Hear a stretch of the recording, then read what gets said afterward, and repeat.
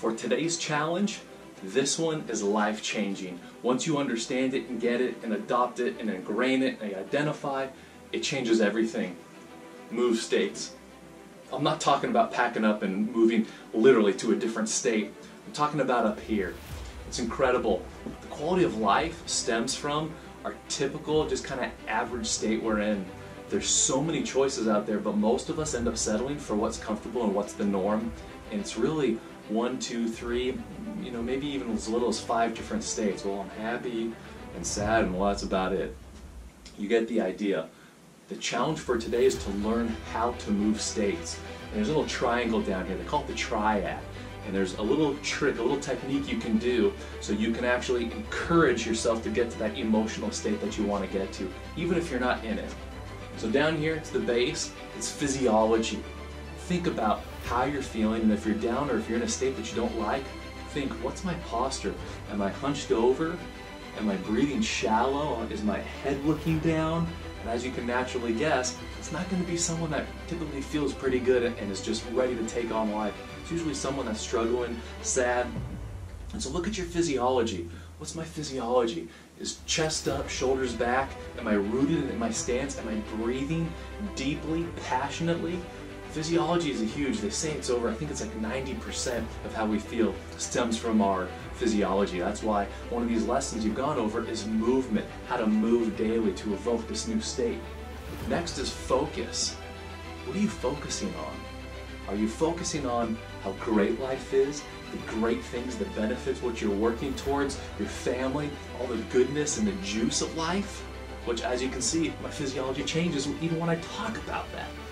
Or am I focusing on, crap, I gotta go to work, punch the clock, not doing that well? If you think about it, what you focus on, you feel. What you feel, you become. It's what you act. It becomes all of you. So really being aware of what you're focusing on. I think it was Mr. Rogers. I remember seeing this way back in the day. I totally just dated myself, which is cool. But Mr. Rogers talked about, he would ask his mom, why is there so much bad in the world? And his mom said something profound. She said, sweetie, I want you to focus on all the people that are doing good when bad is around. I think he was watching like a building burning or something, and on the news, he saw all these firefighters. He said, oh my gosh, my mom pointed out there was firefighters helping. There were people running out of the building with loved ones, saving the loved ones. The community came together to help everybody. If you focus on the good in the different situations, you'll find it. But if you focus on the bad, you'll find that too.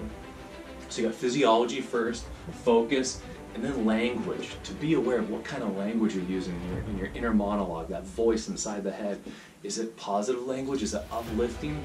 Is it someone, is it like a friend, someone that you want to hang out with and be around and actually spend time with that speaks life into you? Or is the language inside someone that you'd never let a friend talk to you that way? I heard another story. This girl was telling it. And she said she was going on a blind date. She happened to know what the guy looked like. He didn't know what she looked like. So she was sitting and waiting. She saw him come into the door. And as he was starting to walk up, he pulled out his phone. He looked around. And then they basically made eye contact. But then he turned around and left. And so she says, I called my best friend. And I said, hey, here's what happened. He showed up. He looked right at me and he turned and walked out. And she said, the part that I was shocked with is my best friend, the person who I trust everything with, knows my deepest, darkest secrets, said, well, of course he did. Think about it. You're fat, you're not really that attractive, you have nothing to offer. Why in the hell would you think they would stick around?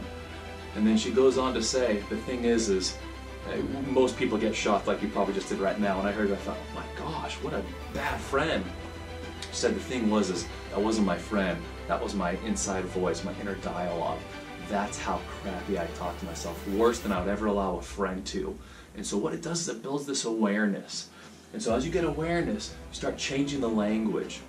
You're able to look at, and I think later she followed up, and I don't know if he's a doctor, he got a call, and it was actually life-threatening. I don't know if it was a surgery, something happened, he had to run back to the surgery center and actually do that.